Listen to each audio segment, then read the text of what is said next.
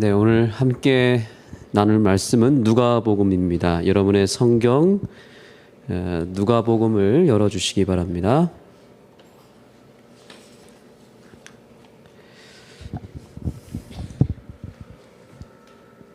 누가복음은 누가 썼나요?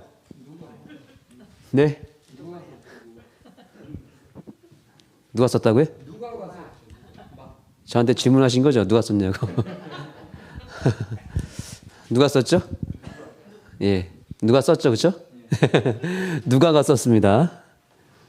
예, 누가복음은 누가가 썼습니다. 누가는 바울의 동역자였습니다. 그래서 이 바울의 이 선교 여행을 따라다니면서 복음을 증거했고, 아마 바울의 주치의였을 거다라고 학자들은 얘기하고 있습니다. 신약 성경을 기록한 저자 가운데 유일한 이방인입니다. 다 유대인들이었어요. 그러나 이 누가만큼은 이방인이었고, 그래서 이 누가복음은 그 대상이 누굴까요? 예, 이방인입니다. 이 사실 자체가 굉장히 중요한 우리에게 인사이트를 줍니다. 마태복음은 유대인들을 향해서 쓴 책이고요. 마가복음은 로마인에게 좀 이렇게 특정지어 썼다면, 이 누가복음은 유대인을 제외한 모든 전 세계 이방 나라 백성들을 향해서 쓴 책입니다. 그래서 이 누가복음은 이방인이면서 이방인이 이방인에게 그리고 이 누가의 직업이 뭐였죠? 네, 의사였습니다. 그 당시에 헬라 문학, 헬라 철학, 헬라 의학, 모든 것들을 다 배운 아주 교육적으로 많이 배운 사람이었다고 합니다. 그래서 헬라 문학, 그리고 헬라 철학, 헬라의 역사, 인문학, 모든 것들을 다 배우고, 그리고 쓴 책이 바로 누가복음이기 때문에 그 문체가 굉장히 다채롭고 매우 세련된 문체로 쓰여졌다라고 학자들은 말하고 있습니다. 실제로 마태복음, 마가복음, 요한복음이랑 보시면 내용 자체가 같은 내용인데 풍성한 내용으로, 그런 문체로 쓰였다는 거죠. 그래서 문학적으로 가장 아름다운 책이 누가복음이라고 합니다. 우리가 그냥 이게 지금 원어 헬라어로 쓰여진 게 영어로 번역이 되고, 그 영어를 또 한글로 번역했기 때문에 두 번 걸쳐서 왔잖아요. 그래서 그냥 우리는 한글로 다 보기 때문에 다 그게 똑같다고 보지만, 이게 원어적으로 들어가서 헬라어로 보게 되면은 이 누가복음은 다른 사복음서와는 차원이 다른 문학적 요소가 들어가 있다는 거죠. 여기에는 시도 들어가 있고요. 에세이, 그러니까 산문, 아주 논리적으로 쓰여진 부분도 있고요. 철학적인 부분도 있고, 그래서 소위 이 누가복음을 그래서 예수의 인문학이다라고 말합니다.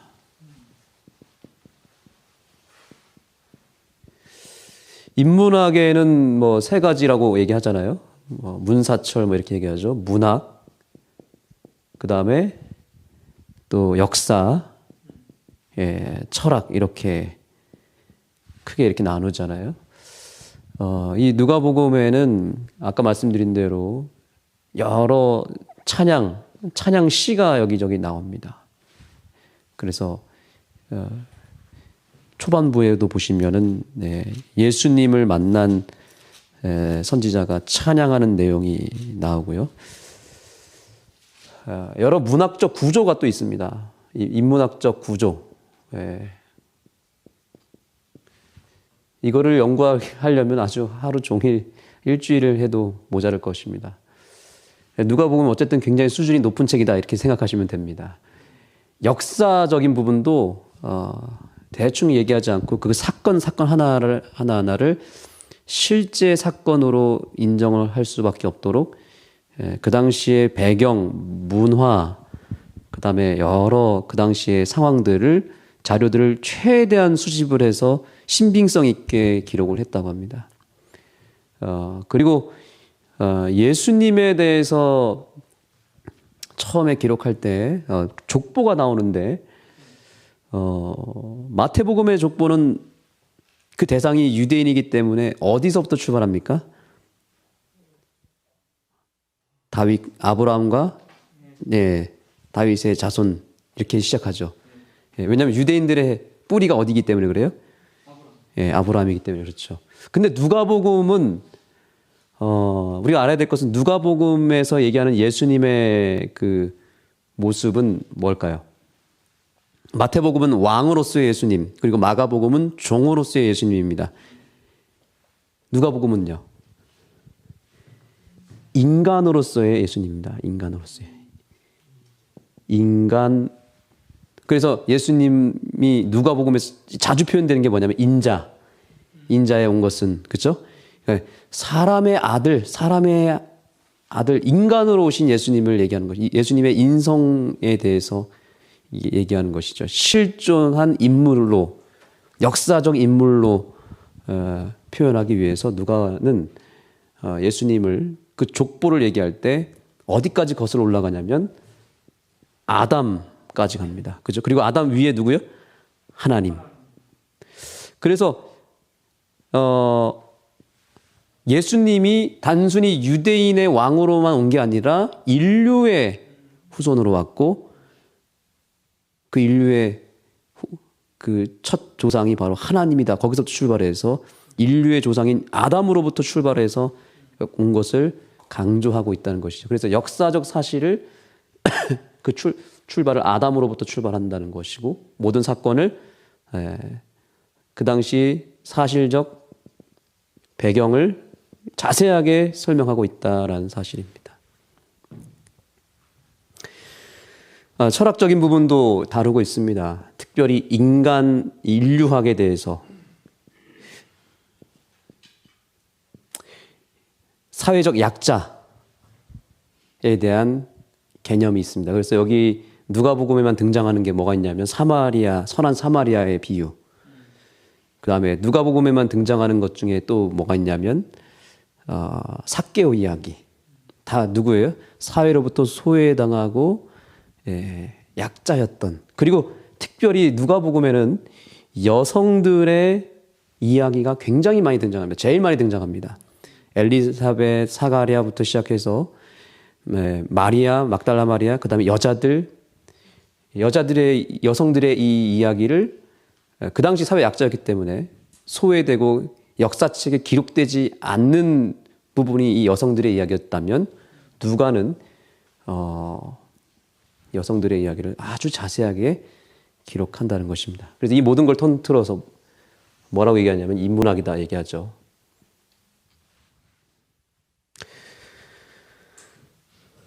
그래서 우리가 이 사실을 통해서 깨달아야 될 사실이 있습니다. 누가복음을 통해서 누가는 인문학적인 요소를 가지고 예수님을 소개했다는 사실입니다. 이것을 가리켜서 뭐라고 얘기하냐면 귀납법적이다 얘기합니다.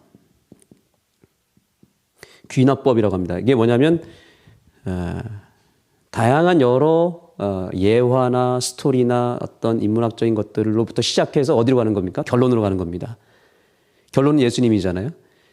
그래서 그런 다양한 그 당시의 어떤 인문학적 요소를 통해서 출발해서 거슬러 올라가서 예수님께로 가는 것. 이걸 귀납법적 용어라고 그러고, 이거를 설교법 시간에도 이걸 배웁니다. 귀납법 설교가 있고요. 연역법이 있습니다.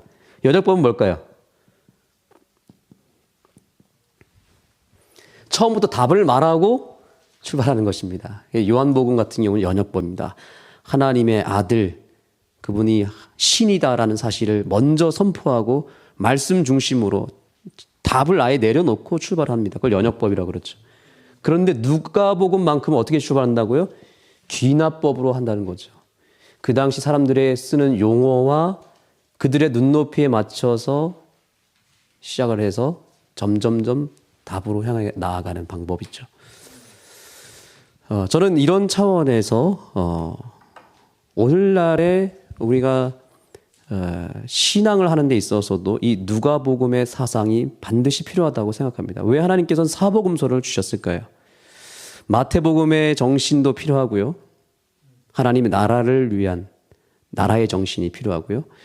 마가복음의 정신이 필요합니다. 행동하시는 예수님, 삶으로 보여주신 예수님 필요합니다. 그리고 요한복음의 정신도 필요합니다. 하나님의 신성을 드러내기 위하여 우리가 우리의 신앙의 본질을 강하게 우리 확고하게 가질 필요가 있습니다. 그런데 또 무엇이 필요하다는 거예요? 누가복음의 사상이 반드시 우리에게 필요하다는 것입니다. 여러분, 왜 그리스도인들은 인문학을 가까이 해야 될까요? 어떤 분들은 이렇게 얘기합니다. 무슨 인문학, 말씀이면 되고 예언이면 충분하지 무슨 인문학을 보냐.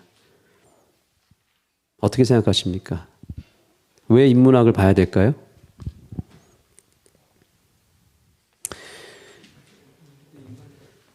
예, 맞습니다. 우리가 인문학이라는 이 요소를 절대로 무시하면 안 되는 이유는 이것이 세상 사람들 그리고 인간을 이해하는 데 있어서 굉장히 좋은 도구가 되기 때문에 그렇기 때문에 그렇습니다. 세상 사람들이 지금 무엇에 관심이 있고 어떤 상처를 받고 있고 어떠한 곳에 관심이 있는지를 꿰뚫어 보고 그 부분에 대해서 우리가 관심을 처음에 가져다 준다 그러면 그분들의 마음이 얼마든지 열릴 수 있다는 것입니다. 그래서 우리가 절대로 오해하지 말아야 될 것은 예수님도 사실은 인문학적인 요소를 가지고 설교하셨다는 사실이죠. 예를 들면 누가복음에 무엇이 나오냐면 아까 비유가 나온다고 그랬습니다. 비유. 이게 그 당시 굉장히 신선했던 문학적인 구조 설교였습니다. 귀납법 설교의 대가셨습니다. 예수님은. 특별히 이 나사로, 죽은 나사로의 비유 아시죠? 그 당시에 전승이었습니다. 전설적인 하나의 스토리였습니다. 그것은 성경과는 아무 상관이 없는 이야기였습니다. 그런데 예수님이 설교 때 뭘 쓰신 거예요? 그걸 끌어와서, 왜냐하면 그 당시에 사람들이 그 전승을 읽고 있었고 알고 있었기 때문에 예수님은 그것을 딱 터치를 해주신 거였습니다. 그 다음에 그 당시에는 농경사회였고 또한 그 유목민족들이었잖아요. 사람들이 어디에 관심이 있습니까? 농사에 관심이 있고 그 다음에 뭐에 관심이 있어요? 목축에 관심이 있었어요. 그래서 예수님께서 무슨 비유를 들으신 거예요? 씨 뿌리는 자의 비유, 그 다음에 잃은 양의 비유가 누가복음 15장에 나타납니다. 이게 우리는 그냥 성경 안에 있기 때문에 이게 그냥 성경 말씀이라고 생각하지만 그 당시에는 이것이 뭐였다고요? 그 당시 이것이 인문학이었다는 사실입니다. 네. 그래서 그 백성들의 관심사와 백성들의 용어를 예수님이 깊이 들어가서 연구하시고 공부하시고 거기서 진리를 끌어내 주셨다는 거죠. 그러니까 사람들이 원하는 거예요.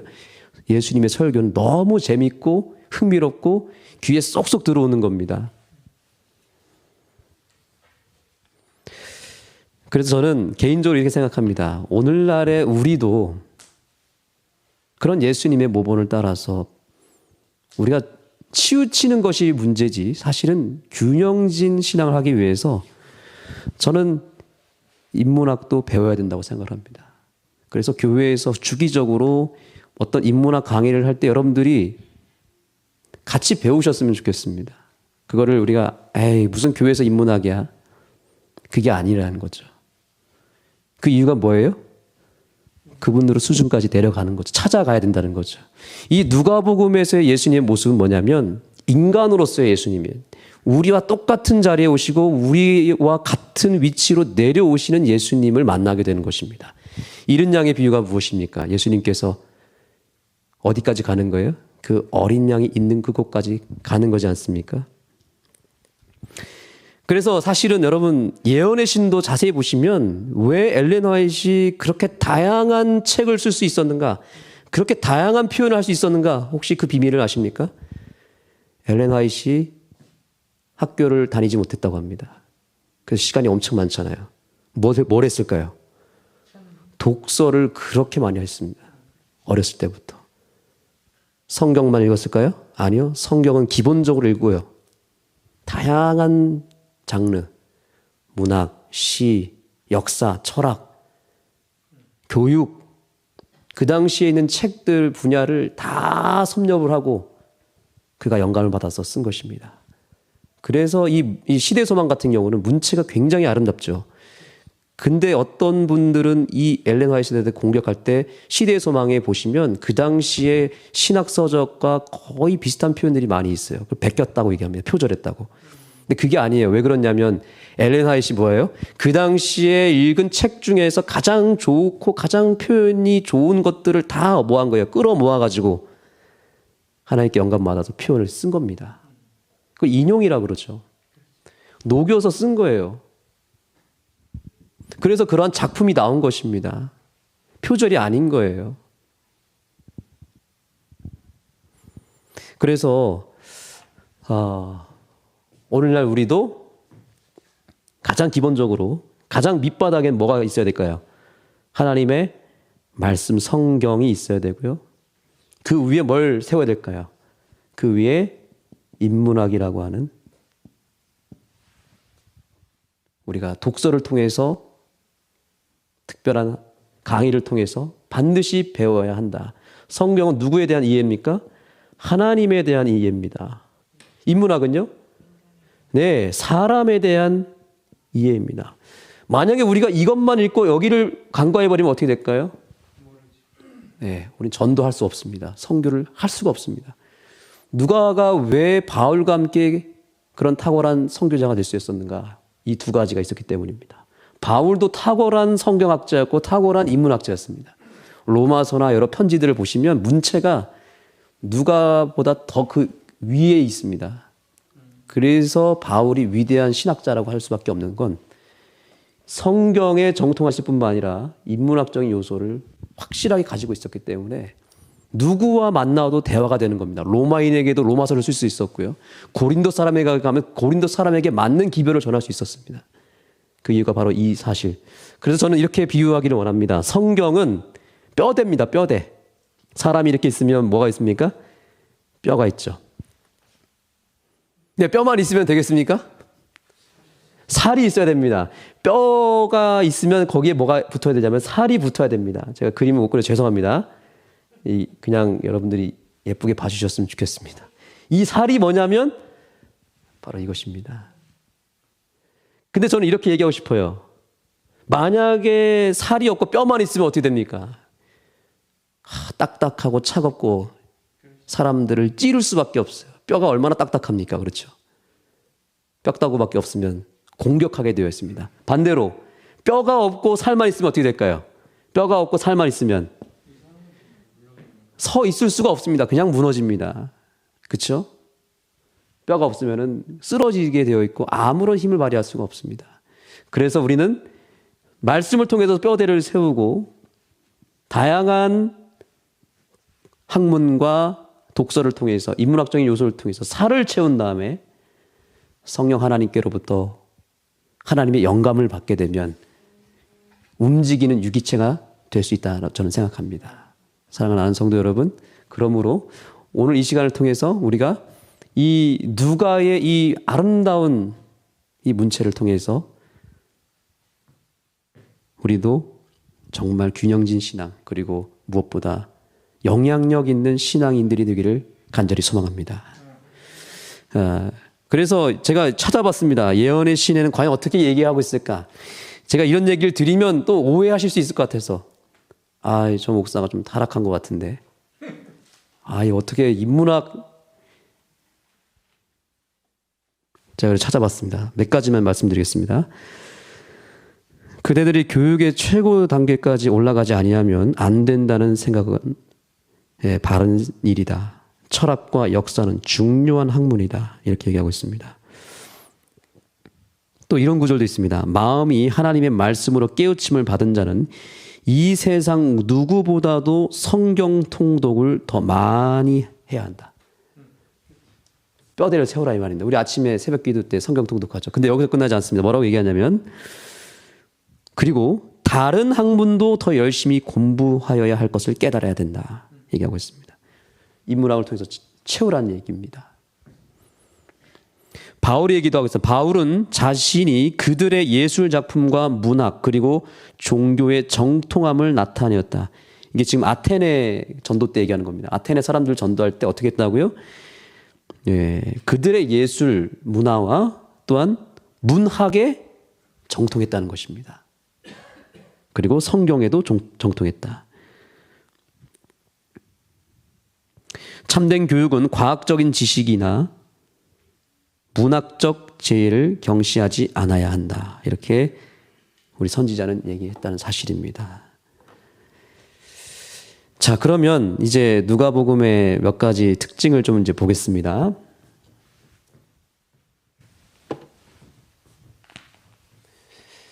자, 누가복음은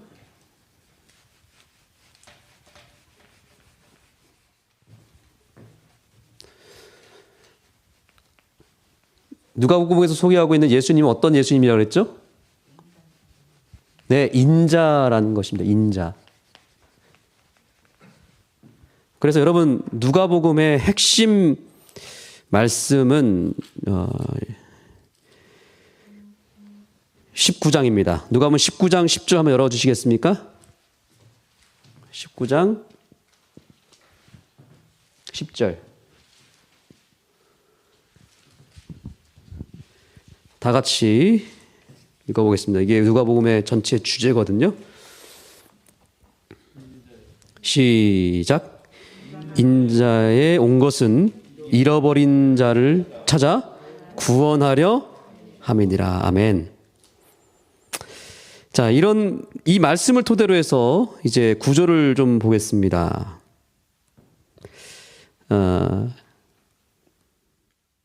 첫째는 잃어버린 자를 찾으시는 예수님이고요. 두 번째는 잃어버린 자를 구원하시는 예수님입니다. 자, 첫 번째 국면, 잃어버린 자를 찾으심. 1장부터 18장입니다. 그리고 잃어버린 자를 어떻게 한다고요? 구원하십니다. 19장부터 마지막 24장입니다. 이게 누가복음의 구조입니다.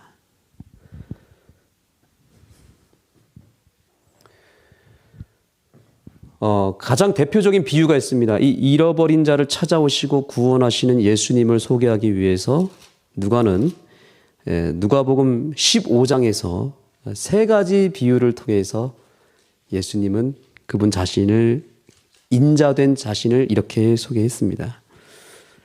세 비유가 나오죠. 첫 번째는 어떤 비유죠? 잃은 양이고요. 두 번째는요. 예, 잃은 동전입니다. 세 번째는요. 예, 잃은 아들, 탕자라고 할 수 있습니다. 이 세 가지 비유의 특징이 뭐죠? 공통점인 특징. 잃어버렸다는 거예요. 두 번째는요. 네, 찾으러 갔는데 누가 찾으러 갔습니까? 예수님께서 직접 찾으러 갔다는 거죠. 근데 잃은 아들은 아니잖아요. 그렇죠? 잃은 아들은 스스로 간 거 아닌가요? 저도 그런 줄 알았는데 영감의 글에 뭐라고 그랬냐면 그분의 사랑이 뭐 했다?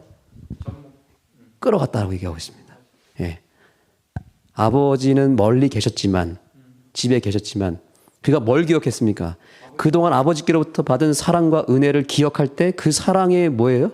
끌려간 것입니다. 그래서 결국에는 아들이 돌아간 게 아니라 누가 이끌어간 겁니까? 아버지의 사랑이 이 아들을 찾아왔고 그 아들의 발걸음을 아버지께로 인도했기 때문에 역시 세 번째 비유도 누가 찾아온 거예요? 아버지 하나님께 찾아온 것입니다. 우리가 예수님의 사랑을 아는 것은 굉장히 중요한 것입니다. 그분의 사랑을 알지 못하면 절대로 돌아갈 수가 없습니다. 그래서 잃은 양은 스스로 잃어버렸다는 사실을 알고 있지만 연약하고 부족해서 너무 아파서 뭐 할 수 없는 사람이죠? 돌아갈 수가 없는 부류의 사람. 그런 사람이 있습니까? 이런 사람은 반드시 찾아가야 됩니다. 반드시 찾아가야만 찾을 수 있습니다. 마음이 이미 열려 있는 사람 있어요? 저는 이번 주에 어제죠. 정말 기도를 아침부터 하나님께 매달렸습니다. 우리 민정이 아버지를 이제 만나러 갈 텐데 마음을 열어달라고. 우리 기환이 아버지의 마음을 열어달라고 기도하고 찾아갔습니다. 이 기환이가 침례 결심을 했습니다. 우리 아버님의 아들이 이런 믿음을 가지고 있는데 우리 아버님께서 어떻게 생각하십니까? 아들이 좋다고 하면 해야죠. 딱 이렇게 얘기하시는데 제 몸에서 소름이 탁 돋기 시작했어요. 왜냐하면 정말 제가 걱정을 많이 했거든요. 그런데 우리 기현이 아버님이 또 민정이 어머님이 마음을 열어주셨고 좋다고. 이건 정말 축하받을 일이고 하늘의 잔치가 열린 거고 우리 모든 성도들이 우리 기환이와 민정이를 위해서 축하하기 위해서 지금 많은 준비를 했다고 했더니 좋아하시더라고요. 예. 그러니까 우리가 찾아가기만 하면 뭐 한 사람이 있다고요? 마음이 이미 열려 있는 사람이 있다는 사실입니다. 그러므로 우리는 찾아 나서야 되는 것입니다.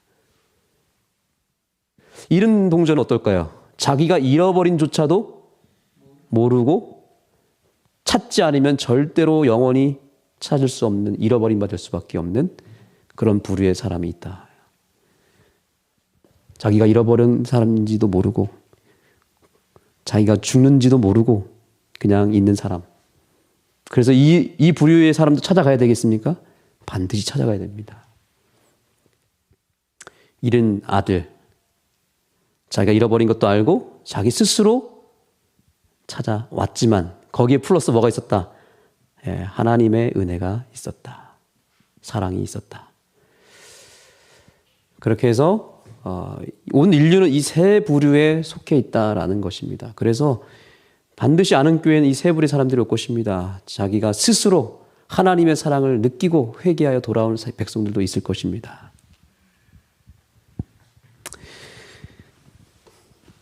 네, 이제 시간이 다 됐기 때문에 마지막 성경절 보겠습니다. 누가복음 24장입니다.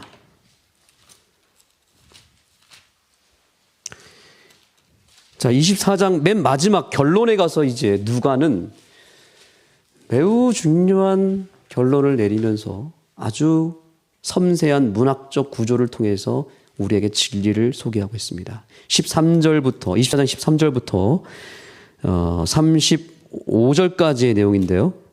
자, 여기 엠마오로 가는 두 제자가 있습니다. 자, 여기 이 누가복음에만 나타나는 스토리거든요. 잘 보시기 바랍니다. 자, 카이아즘 구조라고 있습니다. 이 교차 대꾸법이라고 하는데 일단 한번 보겠습니다. 자, 24장 13절의 상황이 어떻습니까? 그날에 저희 중 둘이 예루살렘에서 25리 되는 엠마오라 하는 촌으로 가면서 이렇게 되어 있습니다. 이 모든 된 일을 서로 이야기하더라. 이 모든 된 일이 뭘까요? 예수님께서 죽으신 사건에 대해서 얘기하는 것입니다. 자, 여기 두 제자가 뭐 하고 있죠? 두 제자가 나타나고 두 제자가 예루살렘으로 올라가고 있습니까? 거기서 내려오고 있습니까? 예루살렘으로부터 에서 뭐 하고 있어요? 내려오고 있습니다. 내려오고 있습니다. 자, 두 번째 상황 보겠습니다. 이제 15절입니다. 저희가 서로 이야기하며 문의할 때 예수님께서 가까이 이르러 저희와 뭐 하고 있어요? 동행하고 있으나 중요한 건 동행하고 있지만 저희의 눈이 뭐 있어요? 가리워져서 그인 줄 알아보지 못했다. 자, 두 번째 상황입니다. 예수님과 동행은 하고 있지만 알아보지 못해요. 그럼 동행한 거예요? 동행 못하는 겁니까? 동행하지 못하고 있는 상황입니다. 자, 그래서 그들의 영적인 마음의 상태가 어떻습니까? 17절 예수께서 이르시되 너희가 길 가면서 서로 주고받고 하는 이야기가 무엇이냐 하시니 두 사람이 무슨 빛을 띄었대요? 슬픈 빛을 띠고 머물러 서더라. 희망이에요? 절망이에요? 절망하고 있습니다. 절망. 우리가 예수님을 보지 못하면 뭐 할 수밖에 없습니까? 우리 마음이 왜 우울하고 슬프고 절망스럽냐면 원인을 우리가 알아야 됩니다. 우리가 예수님을 보지 못하고 예수님과 동행하지 못하기 때문에. 교회는 다니고 있지만 예수님은 부르짖고 있지만 정작 예수님을 알아보지 못하고 예수님과 내가 같은 길을 가고 있지 않기 때문에 불행하고 마음이 어두워지는 것이죠. 우리의 상태를 돌아봤으면 좋겠습니다. 자, 그렇다면 우리의 상태가 지금 이런 상황과 비슷합니까 혹시? 예수님이 지금 나와 함께하고 있음에도 불구하고 동행하지 못하고 있고 그래서 내가 절망하고 있다. 자, 이 문제를 어떻게 해결할 수 있을까요? 답은 여기에 있습니다. 네 번째. 자, 예수님께서 지금 부활한 상태이십니다. 부활한 예수님께서 그분의 못자국과 허리에 상처를 보여주셔도 되지만 그렇게 하지 않고 어떻게 하시냐면 25절입니다. 가라사대 미련하고 선지자들의 말한 모든 것을 마음에 더디 믿는 자들이여. 이제 예수님께서 성경을 뭐 해주시냐면 성경을 해석해 주십니다. 예수님의 성경 해석이 여기에 등장합니다. 그 해석은 뭐냐면 27절입니다. 자, 그리스도가 이러한 고난을 받고 자기의 영광에 들어가야 할 것이 아니냐. 이에 뭐가 나오죠? 첫째, 모세와 그 다음에요, 모든 선지자의 글로 시작하여 그 다음 뭐래요? 모든 성경에 쓴 바. 자, 이걸 뭐라고 말하죠? 두 자로? 맞습니다. 구약입니다. 모세는 인물 모세를 얘기하는 게 아니라 모세 오경을 말하는 것이고요. 선지자의 글은 뭐예요? 그 외에 나머지 이사야, 다니엘 이런 모든 구약의 선지서, 말라기까지 얘기하는 거죠. 이 모든 구약의 내용이 누구를 향해서 예언하고 있었다는 거예요? 예수님의 오심과 또 예수님이 어떻게 사실 것이와 그리고 예수님이 어떻게 죽으실 것인지에 대해서 그리고 어떻게 부활할 것인지에 대해서 다 예언됐습니까? 다 예언이 돼버렸잖아요. 이미 구약에서 다 예언했는데 왜 실망하고 있느냐. 너희들이 성경을 보지 않았기 때문에 성경을 통해서 내가 어떻게 될 것을 알았다면 너희들이 이렇게 되지 않았을 텐데 그래서 구약에 예언된 것을 가지고 신약의 누구예요? 신약의 주인공이신 예수님을 그대로 지금 가리키고 있다는 것을 하나하나씩 풀어준 것입니다. 창세기서부터 말라기까지. 다 풀어주니까 이제 어떻게 되나 보겠습니다. 자세히 설명하시고요. 이제 28절부터 보겠습니다. 저희의 가는 촌에 가까이 가면 예수는 더욱 가려 하는 것 같이 하시니 저희가 강건하여 가로되 우리와 함께 요하사이다 하면서 우리와 함께 하자고 얘기하십니다. 드디어 뭐가 생긴 겁니까? 드디어 희망이 생긴 것입니다. 절망이 뭐로 바뀌었습니까? 희망으로 바뀌었습니다. 그렇죠? 그리고 30절 보겠습니다. 저희와 함께 잡수실 때 떡을 가져 축사하시고 떼어 저희에게 주시며 저희 눈이 뭐해졌어요 이제? 밝아져서 이제 드디어 누군 줄 알아본 거예요? 예수인 줄 알아보더라. 그리고 32절 다 같이 읽겠습니다. 시작. 저희가 서로 말하되 길에서 우리에게 말씀하시고 우리에게 성경을 풀어주실 때에 우리 속에서 마음이 뜨겁지 아니하더냐. 아멘. 성경을 통해서 예수님을 제대로 만난 거예요. 3년 반 동안 따라다니면서 눈으로 본 그 예수님보다도 성경을 통해서 만난 예수님이 그들의 마음을 뜨겁게 달궜다는 사실입니다. 그래서 이제 여기 보세요. 구절을 보십시오. 이게 지금 이렇게 거꾸로 가고 있습니다. 그죠? 절망이 희망으로 바뀌었고 지금 읽은 성경처럼 2-1입니다. 2-2-가 됩니다. 예수님과 동행하지 못했고 알아보지 못했던 제자들이 이제 예수님과 뭐 하게 됐어요? 예수님과 뭐 하고요? 동행도 하고 드디어 예수님을 알아봤어요? 못 알아봤어요? 알아보는 역사가 일어났단 말입니다. 그러면 마지막 상태는 어떤 상태일까요? 두 제자가 예루살렘에서 내려왔다면 이제 어떻게 할까요? 기뻐서 예수님을 전하기 위해서 어떻게 할까요? 두 제자가 어디로요? 예루살렘으로 올라갔다. 분명히 이런 내용이 나오겠죠. 그게 33절부터 보겠습니다. 곧 그 시로 마음이 뜨거워진 그 상황에서 말씀을 통해서 예수님 확인한 그 상황부터 상황이 달라지면서 어떻게 했습니까? 예루살렘을 어떻게 했다고요? 올라가 보니 11사도와 그 및 그와 함께한 자들이 모여 있어 말하되 예수님이 살아나셨다고 드디어 증거한 것입니다. 굉장히 기가 막힌 구조이지 않습니까? 그죠? 이걸 가르쳐서 뭐라고 한다고요? 카이아즘 구조라고 합니다. 예. 그 중심에 뭐가 있어요? 이게 히브리 문학의 꽃입니다. 이렇게 출발해가지고요. 가운데에다가 결론과 핵심을 딱 집어넣는 거예요. 예수님께서 성경을 풀어주신 그것 한순간으로 말미암아 절망이 희망으로 바뀌고 예수님과 동행하지 못했고 알아보지 못했던 제자들이 예수님과 동행하고 보게 되었고 예루살렘으로 절망해서 내려가는 이 백성들이 어떻게 했다고요? 다시 올라가는 역사. 이게 부흥이고 이것이 진정한 개혁이고 변화인 것입니다. 누가복음은 그렇게 아까 말씀드린 대로 인문학으로 시작은 하지만 결론은 무엇입니까? 결론은 말씀뿐이에요. 예. 결론에 도달하지 않으면 이건 그냥 쓰레기에 불과한 거죠. 예, 꽝이죠.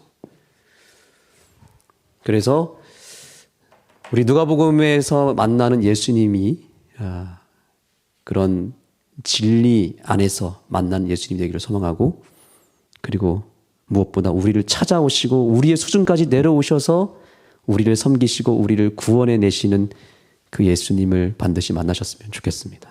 그리고 우리도